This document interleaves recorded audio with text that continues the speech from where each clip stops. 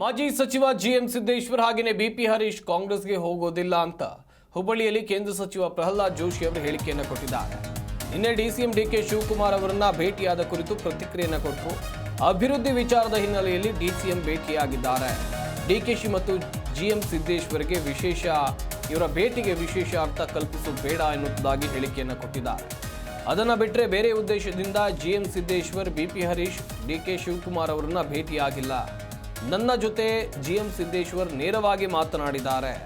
GM Siddeshwar ಪಕ್ಕಾ BJP ವ್ಯಕ್ತಿ, ಪಕ್ಷದ ಸಿದ್ಧಾಂತಕ್ಕೆ ಬದ್ಧರಾಗಿರುವಂಥ ವ್ಯಕ್ತಿಯವರು ಅಂತ ಹುಬ್ಬಳ್ಳಿಯಲ್ಲಿ ಕೇಂದ್ರ ಸಚಿವರಾಗಿರುವಂಥ ಪ್ರಹ್ಲಾದ್ ಜೋಶಿ ಅವರು ಹೇಳಿಕೆಯನ್ನು ಕೊಟ್ಟಿದ್ದಾರೆ.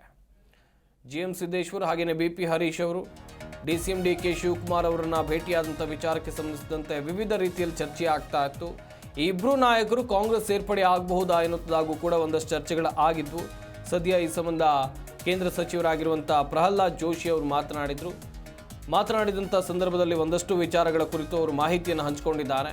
ಯಾವುದೇ ಕಾರಣಕ್ಕೂ ಈ ಇಬ್ಬರು ನಾಯಕರು ಕೂಡ ಕಾಂಗ್ರೆಸ್ಗೆ ಹೋಗುವಂಥ ಸಾಧ್ಯತೆ ಇಲ್ಲ.